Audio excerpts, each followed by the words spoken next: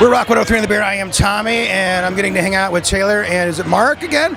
From the Pretty Reckless. And I got to tell you, this is a great album. And I'm not saying that because you're sitting here. I'm saying that because I listened to it about 100 times. And a lot of times when I don't want to go back too much in your background, but celebrities make records, they're not, you and Jared pulled it off. You and Jared let it go. So great record. Thank you so much, man.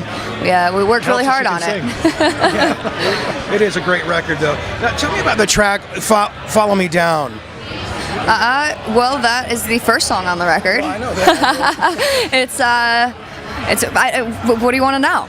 What does it mean to you? Well, listen to it, I'm going, okay. I don't like to delve into the meanings of songs because I think it destroys it for the listener. I actually feel like I'm stealing something from you if I divulge that.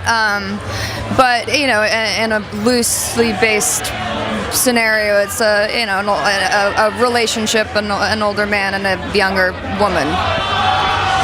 Is there like a little small nod in the middle to Pink Floyd? That breakdown when it just kind of goes off is great. You heard it. We're all Floyd fans here, so. And there's a couple nods on the record. As I go through it, I hear, okay, that's cool. But I like how the record goes all over the place. A lot of times when you get bands in this vein, it's just one long song, but it's not. It's this, it's that. It's everything. Yeah, no, there's a lot of diversity on it. We listen to a lot of different music, so I think you try to.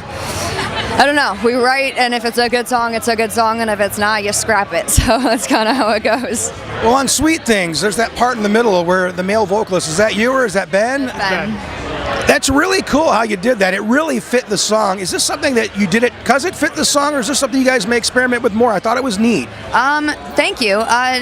No, it just kind of the songs kind of evolved naturally, and the production and the who's singing what and whatever kind of just naturally develops into what it should be.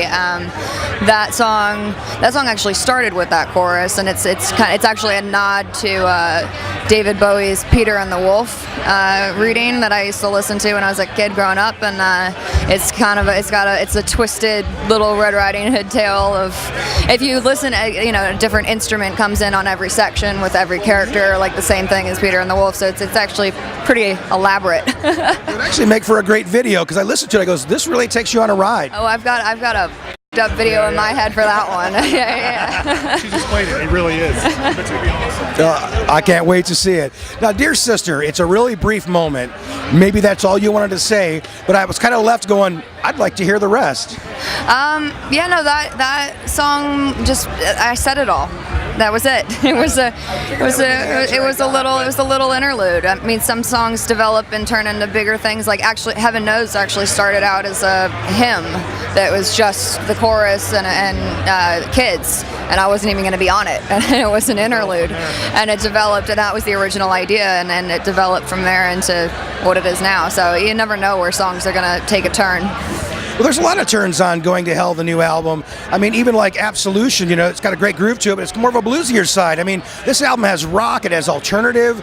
I mean, it's just everything, and there's a lot of nods, and I could tell that you have a classic rock background. Yeah, I do. Rock and roll, I mean, without the blues, there's no rock and roll. Yep. So if you don't know the blues, you don't know rock and roll. So you have to have those roots in your music for it to be real and authentic, I think. Yeah, you have to know. You have to know your history in order to create something new, and the goal is to take where your favorite artist left off and attempt to create something new and move it forward. Well, I know you guys are really busy today. Just really quick, going back to Janis Joplin, Heart, Pat Benatar, all the way to some newer bands, Hailstorm, and in this moment, The Pretty Reckless, you've got your notch in this. This is a great record, and I really believe that, and it's exciting for the rock format. I think this could even be bigger than that format, so thank you for bringing that to us. Of course, thank you so much for playing it and listening to it. Thank you for supporting it. Effed Up World. Yeah, Effed Up World. That's next.